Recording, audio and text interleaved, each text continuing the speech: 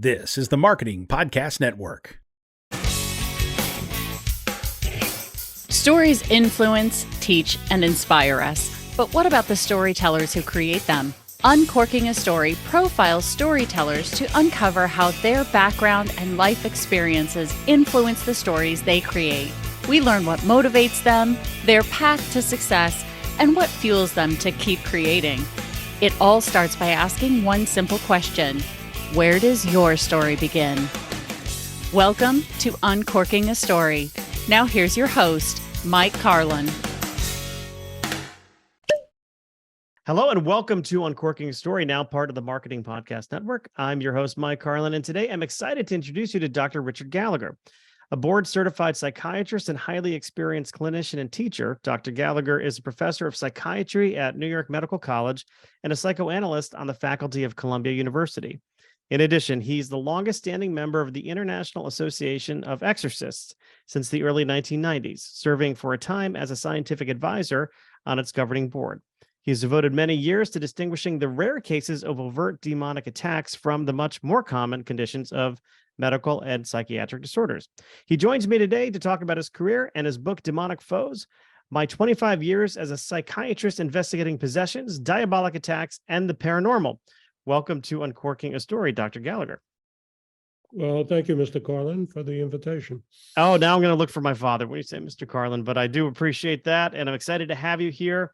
I do have one question that begins each of my conversations, which is, Dr. Gallagher, where does your story as an author begin? Well, given the subject matter, I was at a conference where we talked about ideas for a book, and there were quite a few book agents at that conference. And I was maybe even a little surprised that there was a tremendous interest in having a book on this subject. So after that, I did pick an agent, and it was off to the races. The story, you might say, began 25 years ago in the sense of how I got involved in the field as a whole. I had written a few articles about my earlier experience, but I always tell people I never volunteered to get involved in this field. I was asked to help out. I was later asked to join the International Association, which is actually a great group of people. Obviously, the organization is called the International Association of Exorcists. I am not an exorcist, as I have to sometimes clarify with people. On the other hand, I have served as a lay member and a scientific member of the group.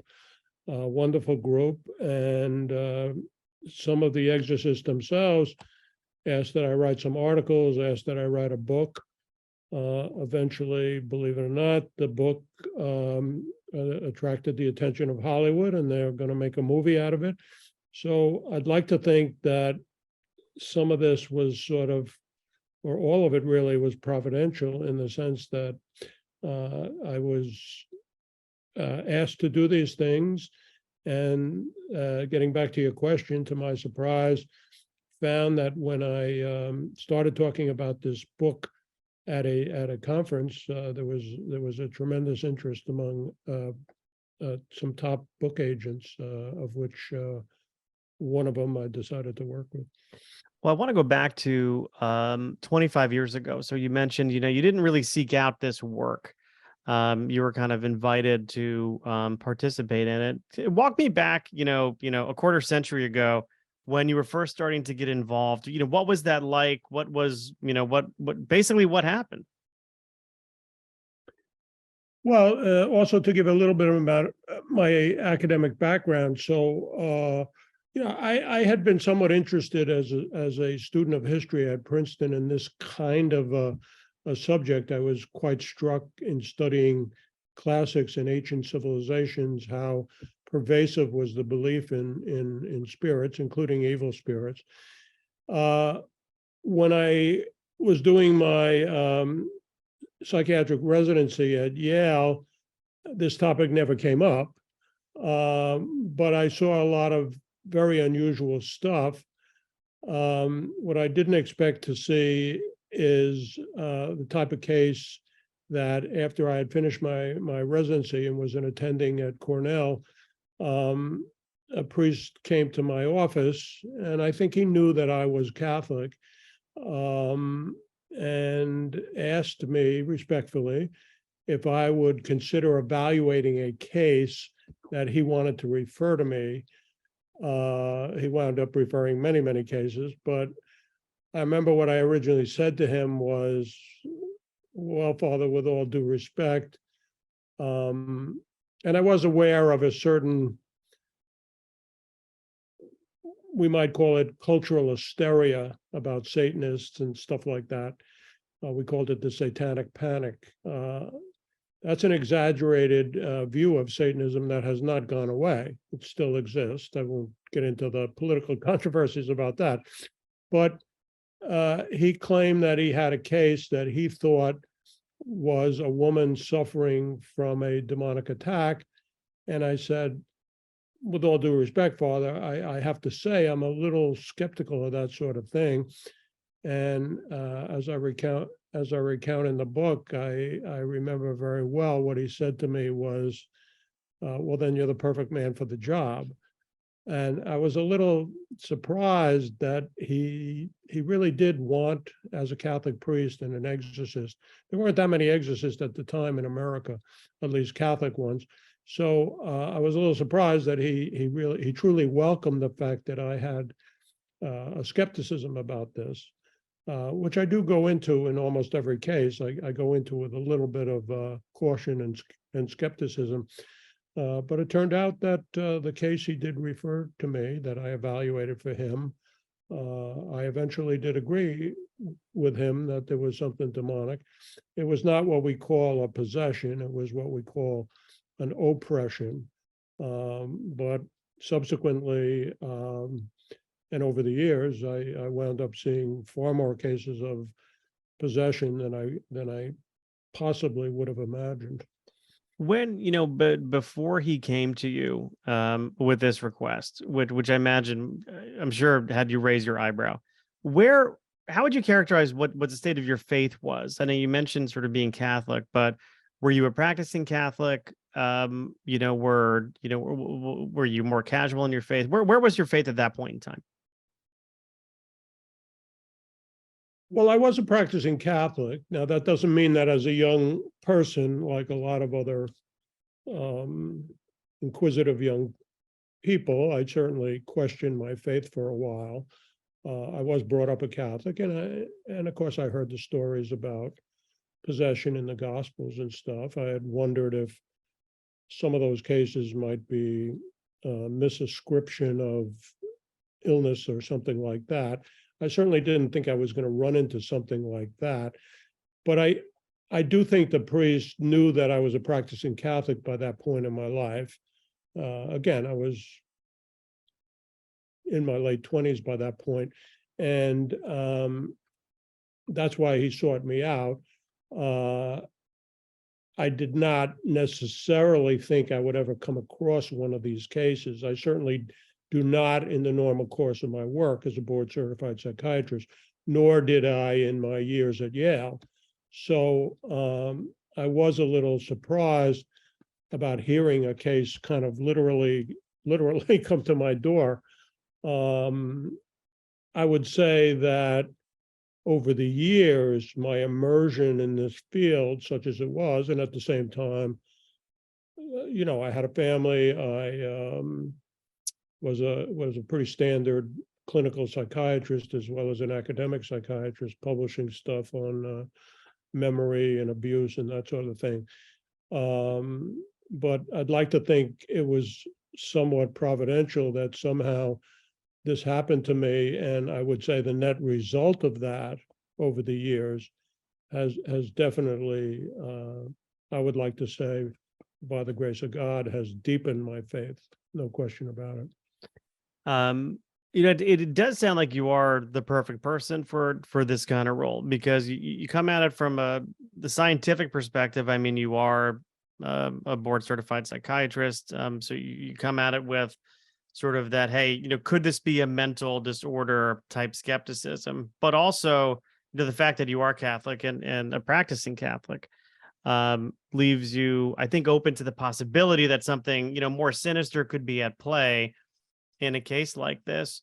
What were some of the telltale signs that you weren't dealing with, a some kind of dissociative mental disorder? If I don't even know if I'm using those terms correctly, but what sort of really encourage you to say, what, this really isn't something that is explained by a medical condition?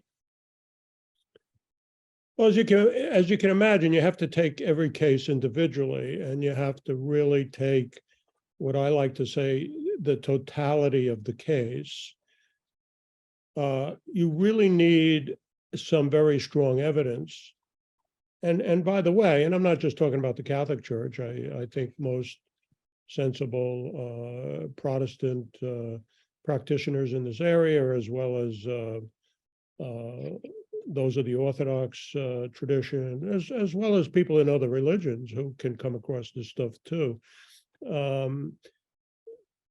Most of us, who I would respect at least, have to see some very definite signs of, let's say, some kind of foreign entity being involved. I have an advantage as a psychiatrist, of course, of seeing, and you're absolutely right, there's things like dissociative identity disorder, which we used to call multiple personality.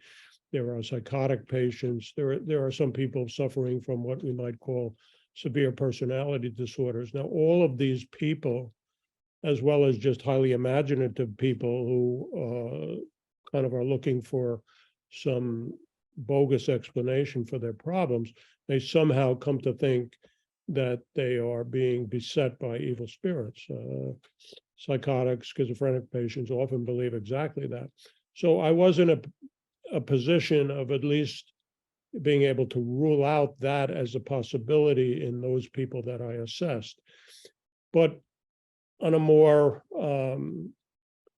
positive evidence, you're not just ruling out things, you're also saying this pattern, which in some ways is why I wrote the book. This pattern has to exhibit a totality that is only really explicable by something, what we call preternatural, something beyond normality, something that clearly goes beyond simply some kind of materialism or mental illness, such as a demon speaking through somebody as part of a total package where there's also maybe evidence of something, the secular world would use the term paranormal, meaning something beyond materialism.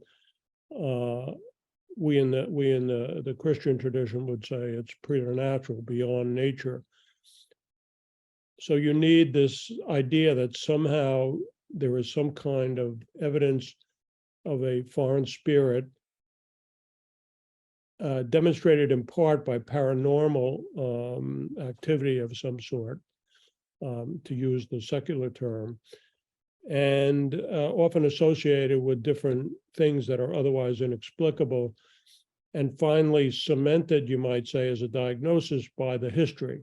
For instance, possession doesn't happen to just anybody. Normally, there has to be some invitation. I mean, people sometimes put it, the person has opened the door. I'll call them the victims. The victim has opened the door. The victim has invited the spirit in some way, perhaps unwittingly. And what I'm trying to say is that it's the totality of that history, some kind of strong impression that a foreign entity is taking control, some kind of exhibition of their paranormal abilities, beyond what a normal human being could do. Some kind of history that makes sense of why this is happening to this person.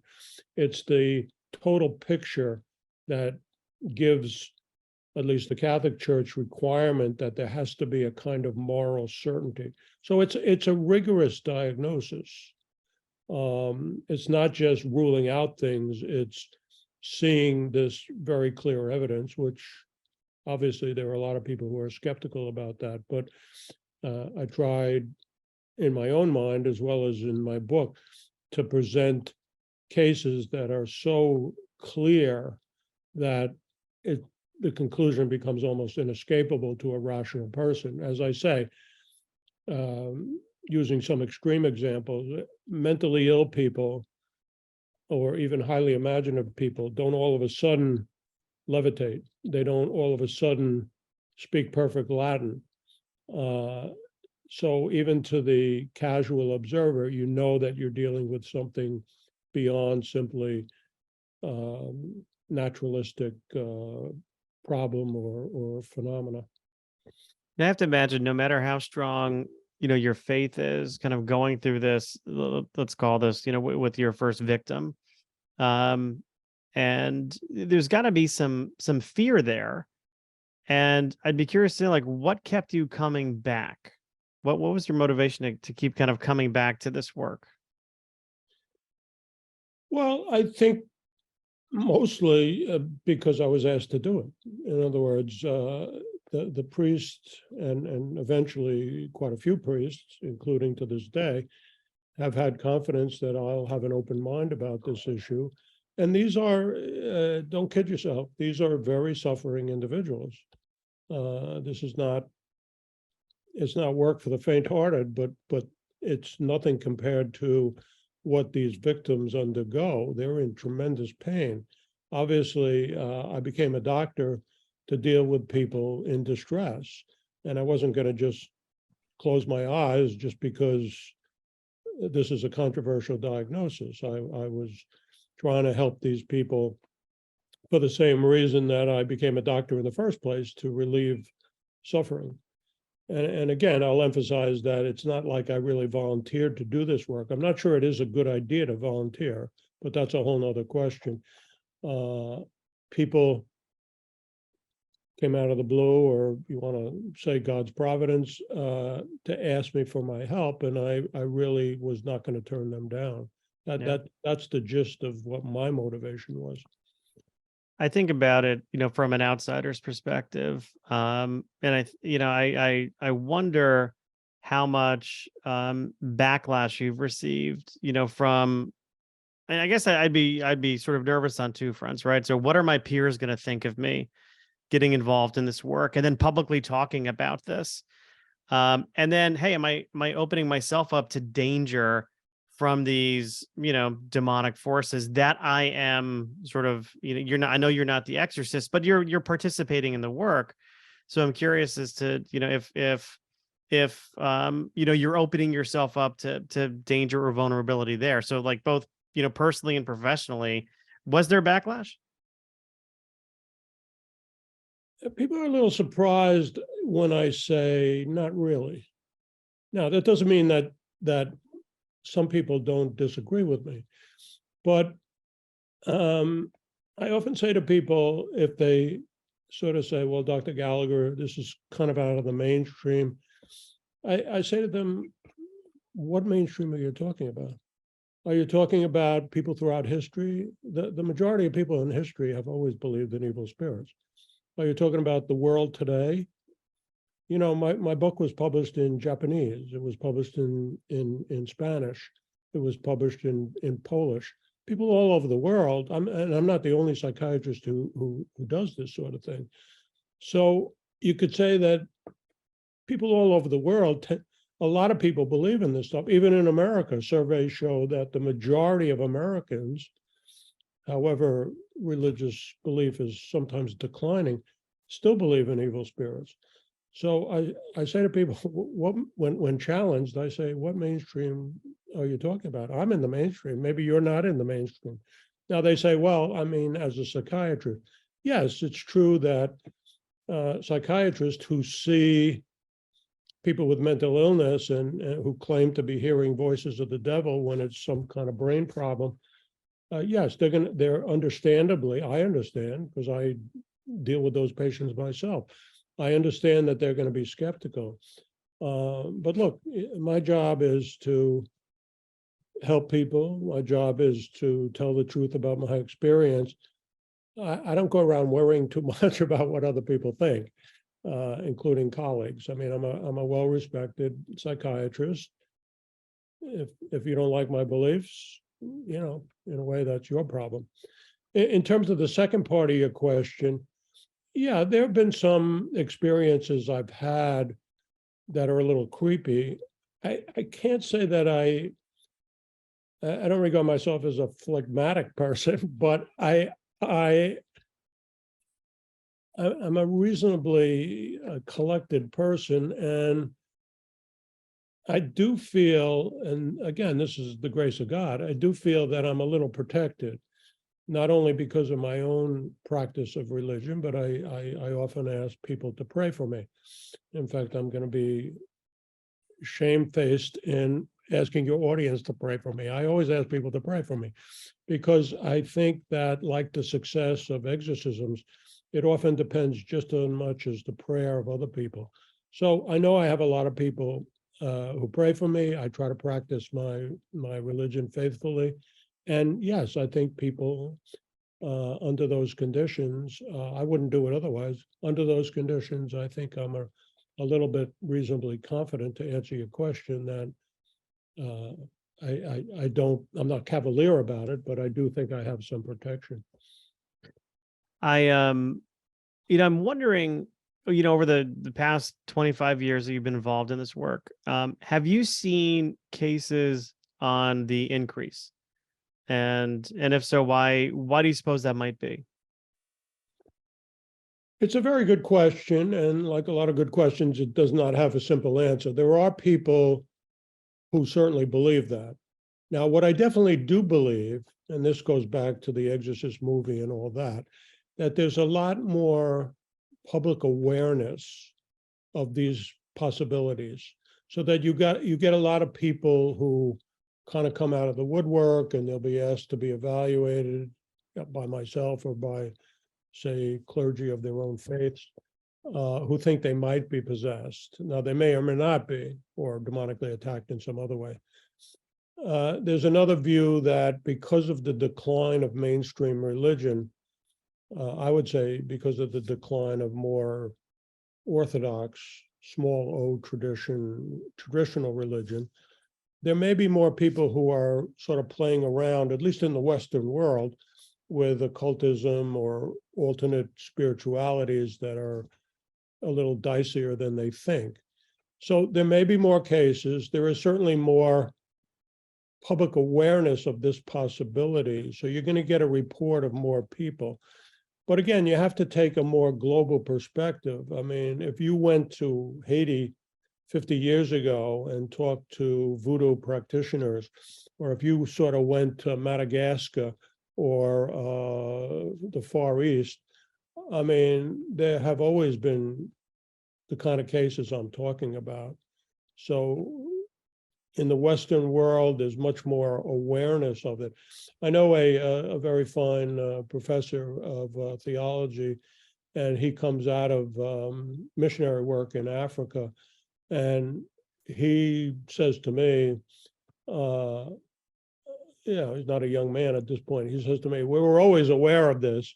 And he the way he puts it is kind of interesting. He says, I think Africa has something to teach the Western world that the Western world has been too skeptical about. So again, a lot depends on what perspective you're using. Could there be more cases? Yes, it's very possible for the reasons I gave. Are there more people who only think they're demonically attacked but are not? That's certainly the case. I went through as a psychiatrist what I called the satanic panic, and there were plenty of people who were seeing Satanists everywhere. You'll see with some of the QAnon people today, it's that idea has never quite died out. There are still people who see Satanists all over the place. That's where people like C.S. Lewis need to be listened to, because they say, on the one hand, it's probably foolish to not believe in evil spirits, but it's also foolish to get over preoccupied and to think they're all over the place or causing all kinds of problems that simple human fallibility and human sinfulness is capable of effectuating on its own. Yeah, I know you mentioned Satanic Panic. I mean, I'm a child of the '80s, grew up listening to, and I'll admit, still do from time to time, heavy metal music, and we were always taught. I remember going to the youth group at my church, and they would tell us, "Hey, don't listen to that because it's devil music," and like I grew up to believe that Satanists would be more of a problem than they actually were in my day-to-day life. It's like we had this like panic around us. I feel the same way about killer bees, by the way, like and quicksand. I thought these things would be bigger issues, but not to laugh about it. But I'm curious. I'm curious about a lot of things. But since I have an expert here, I have a sounding board for some crazy questions. But when you mentioned The Exorcist before, kind of, a movie like that and the success of it, the popularity of it, kind of bringing more consciousness to, demonic possession. There's been a lot of sort of subsequent movies, things in pop culture, whether it's The Exorcism of Emily Rose, the follow-up movies to The Exorcist, The Rite, I think was with Anthony Hopkins about 10 years ago or so. What is Hollywood when it comes to demonic possession, and what is real? Or is Hollywood close? Well, Hollywood sometimes gets it partially right. They rarely get it totally right, and they often get it spectacularly wrong. The Exorcist movie itself, which was won the best screenplay in the Academy Award. It was a well done movie, especially for its time. The writer and novelist, because he did write a fictional version of the book The Exorcist as well. He based it on a real case. There's always debate about these things. You're never going to get unanimity of opinion. Somebody's going to try to call pot shots, but I've spoken to people involved with the movie and advisors and stuff. I do believe it was legitimately based on a real case, but then exaggerated somewhat. He took also elements from other cases. Emily Rose, the story about her, was also based on a German woman who absolutely, her name was Anneliese Michel, and that was actually very true to life. So there've been many of these spin-offs. Some of them are just ludicrous. I like Denzel Washington a lot as an actor, but he has some movie, I forget the name of it, where people just touch each other, and the possession, the evil spirit goes from one person to another. I don't think it was a terrible movie, but it was certainly kind of ludicrous. So Hollywood sometimes sensationalizes and gets it wrong. The way they most get it wrong, I would say, is they treat the exorcist like a magician. They treat the exorcist like a witch doctor in a sense, which of course a witch doctor is completely the opposite. That if the exorcist just says the right mumbo jumbo prayers, I had a Satanist woman who once said to me, when is the priest going to say the mumbo jumbo prayers? The perception sometimes from people who go to Hollywood movies is that there's going to be a magic answer. It doesn't quite work that way. Now, I'm far from denying that the exorcist ritual and ceremony is very, very important, and it's valuable. First of all, it's not the exorcist who delivers the person. We believe it's God. Christians would say our Lord who delivers the person. But I think the point that Hollywood misses, maybe wants to miss, is that the victim has to work at it themselves. One of the stories I tell in my book, Demonic Foes, which is actually going to be made into a movie, a Hollywood movie, strangely enough, so wonders never cease, is of a woman who was a Satanist. And she was the real deal. She was one of these unusual real deals. Now, she went through some exorcisms, but she never was delivered. And why was she never delivered? Well, because she wanted to have her cake and eat it too. She wanted to be delivered from a possession. She was a thoughtful woman. She knew she was possessed.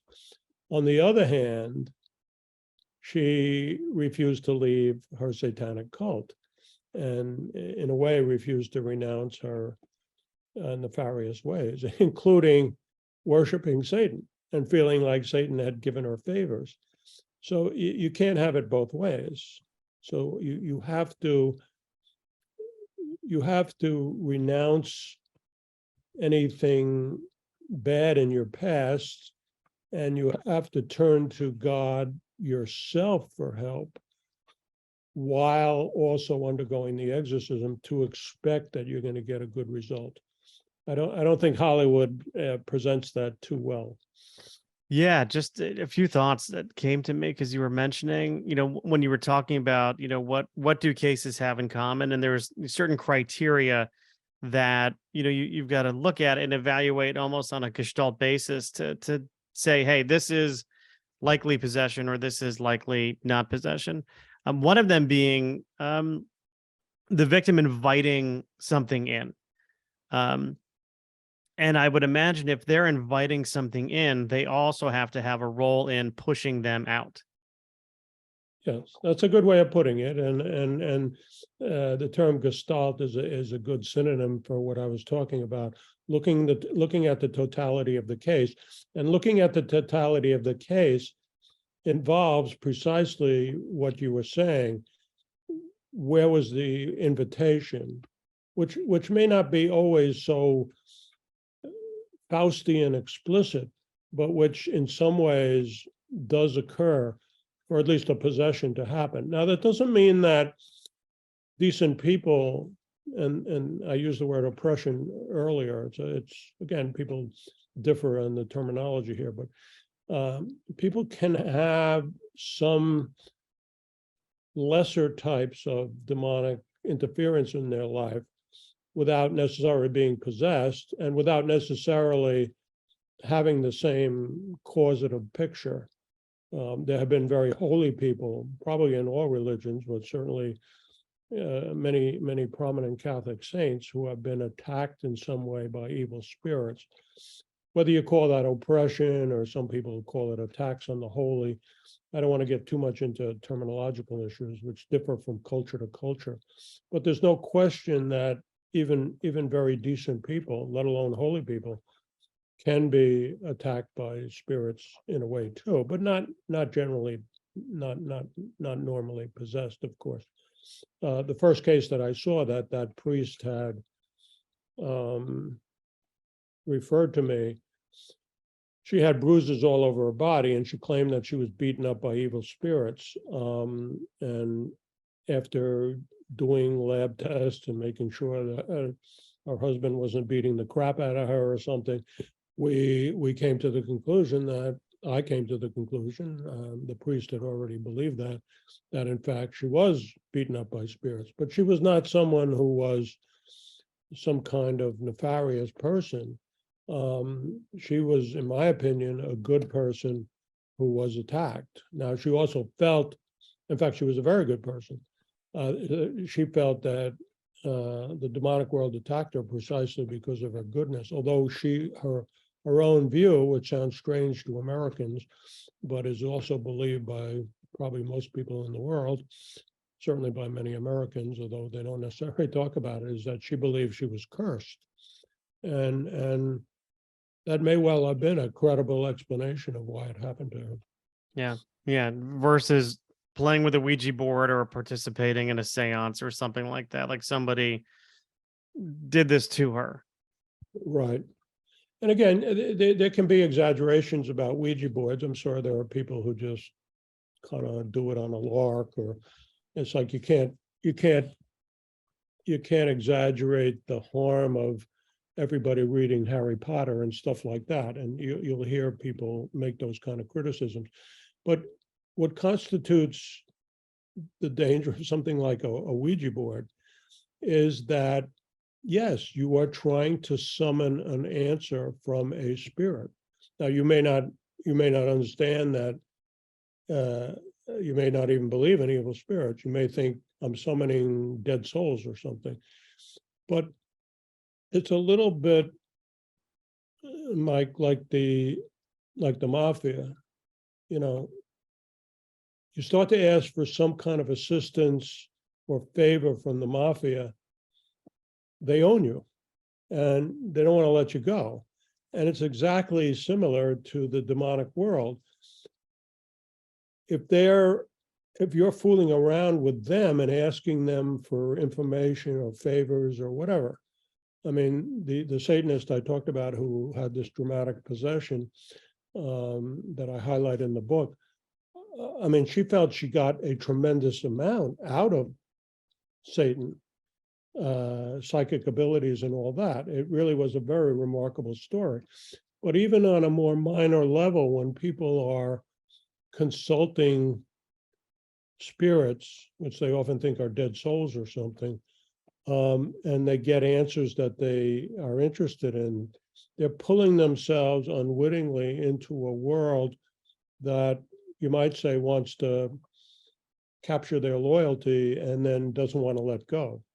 So that's the real danger. Yeah. You were talking about this being made into a motion picture. What is your role in that? Are you going to be actively helping with the screenplay? Do you have a production producer credit? What's your involvement with the film?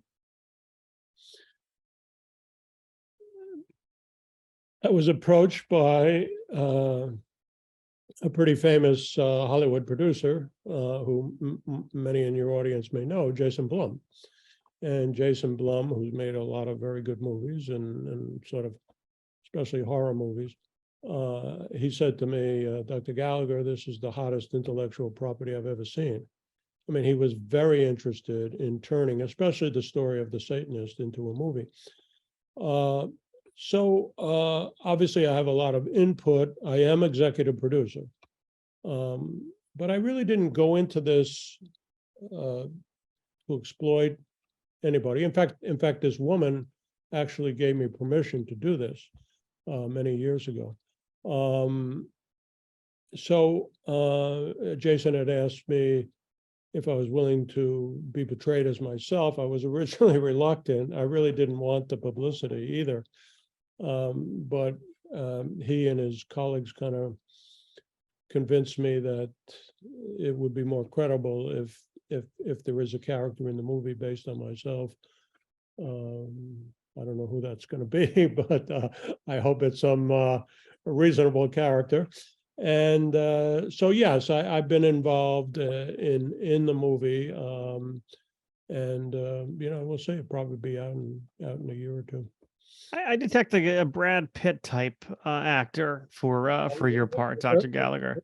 You're very kind. Remember, I'm on video here, so the audience can certainly evaluate that claim for themselves. And what's your hope? I mean, people who pick up the book and read the book,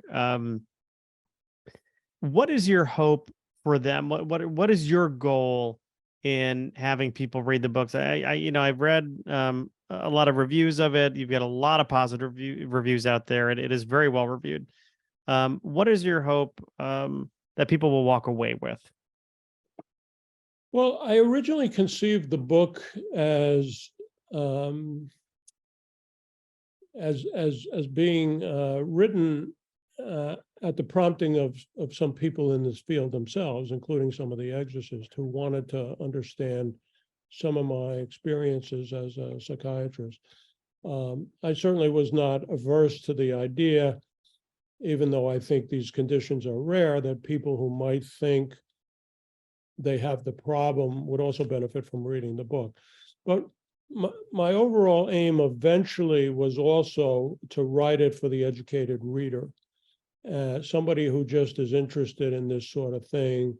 It's a confusing topic to most people, and I tried to bring a certain sanity, a certain balanced perspective to the whole subject. I'll tell you what to me is an interesting story about a friend of mine. I didn't necessarily, Mike, tell everybody in my life about what I was doing or that I was involved in this field, although I was never shy about talking about it if anybody asked me. So I actually had a very good friend. He happens to be a Jewish background. He happens to be a fine physician out west. And after the book came out, he said to me, "Rich, I cannot believe that you never told me about this whole side of yourself, this whole book." And I said, "Well," his name is Cliff. I said, "Well, Cliff, yeah, I just don't go around talking to everybody about it, even people, good friends of mine like you." And he said, "Well, I'm glad to read it." And I said, "Well, what is your impression of the book?" And he gave the reaction, which is, again, to go back to your question, is kind of another paramount reason I wrote the book. He's a very thoughtful guy, Jewish background. I think he has a vague belief in God, but he certainly wasn't very observant as a Jew. And he said to me, "My impression, Rich, is that an objective reader," he was talking about someone like himself, no axe to grind, "an objective, thoughtful reader cannot read the book without coming out with the conclusion that Dr. Gallagher has written a book that makes a very strong case for belief in evil spirits." And again, to get back to your question, in a way, that was the aim of my writing the book. There's always going to be people who dismiss this stuff, who get overly scared by this stuff, who think this stuff is nonsense. I understand that. But if you have someone who wants to understand this field and someone who has an open mind, I think it can be very enlightening for your educated reader. I don't dumb down the book. What I liked about what HarperCollins allowed me to do is write the book I wanted to write. So it has a lot of intriguing stories, some of which are described as enthralling. Certainly the story about the Satanist I talk about is amazing, almost to the point of phantasmagorical. But I didn't write it for sensationalist reasons or just to make a buck. I wrote it so that the educated reader would have the inside perspective of what these realities are really like. Not only the existence of evil spirits, but the kind of help that certainly some of the churches and other groups can offer. Yeah. Dr. Gallagher, I assume the book is available wherever books are sold. Is that right? Yeah, like most other authors, a lot of people buy it on Amazon. It's very easily available. It's also available on the HarperCollins site. It is in a lot of bookstores. I don't actually know myself how many, but people certainly can get it without too much problem online. That's for sure. And are you active on social media? Do you have any social media handles you want to share with the audience in case they want to follow you or learn more? Well, I think the book speaks for itself. I don't do a lot of social media, in part, Mike, quite frankly, because I already have to, I'm a busy guy. I'm told there's only 24 hours in a day. And I understand that I can't help other people who want me to consult for them. It's a little hard to get a hold of me. People who really try can succeed, but I don't like to just put myself out on social media, because I think, again, as a American physician, board certified psychiatrist, I don't know if it's appropriate for me to just put my name out there and think to everybody that I can respond or something. Fair enough. And I just thought of one more question for you, just given, geography, sort of, where you live. Have you come across in this line of work Ralph Sarchi at all? Is that name familiar to you? I'm familiar with him and his movie. I think it was Deliver Us from Evil. Was that the name of it? Yeah, I've read the book. But yeah, he seems like a pretty he seems like a pretty credible guy. I think I'm not sure that he himself was too happy with what they did with his movie. We're trying with our movie, as I did with the book, by the way, Mike, to make it very, very accurate. I think they took liberties with his cases, but there's no question that he as a police officer has seen cases. There's another police officer out in Los Angeles who's now an evangelist. I think his name is Jesse Romero. I think I could be wrong, and he had seen a lot of cases of even possessions and certainly demonic involvement in prisons and in criminals. And so again, there are these people, both psychiatrists and certainly exorcists themselves, as well as police officers who have written these credible accounts as well. Well, Dr. Gallagher, you mentioned it before that there's only 24 hours in a day and we can't figure out how to squeeze more in. And you just shared one of your hours with me and my audience. And I want to thank you for letting me uncork your story and remind the audience of two things. Number one, Dr. Gallagher's book is Demonic Foes: By 25 Years as a Psychiatrist, Investigating Possessions, Diabolic Attacks, and the Paranormal. So you can pick that up on Amazon or ask for it at your local independent bookstore, because if they don't have it, they can certainly get it for you. Also, Dr. Gallagher did ask us to pray for him, so let's keep that in mind as well. If you listening out there are part of the praying inclined, I'm sure Dr. Gallagher, as he mentioned before, would appreciate you keeping him in your prayers. And I think that's it, Dr. Gallagher. Any parting thoughts for us? Well, real quick, I definitely, as a physician, I would be irresponsible if I wasn't. I have scientific training, of course, and I think what people have to realize is the evidence is historical. That doesn't make it anti-scientific. So I'm not someone, I believe in the Big Bang, I believe in evolution. I'm a mainstream doctor and scientist, but this stuff is also very grounded in reality, and there's nothing anti-scientific about anything I ever write about. All right. Well, Dr. Gallagher, thank you for dropping by and letting me uncork your story. Well, you're very welcome. Thank you for a thoughtful interview.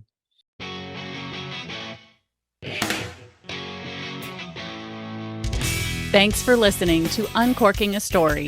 If you'd like more information about today's guest or to find out more about Mike, go to uncorkingastory.com.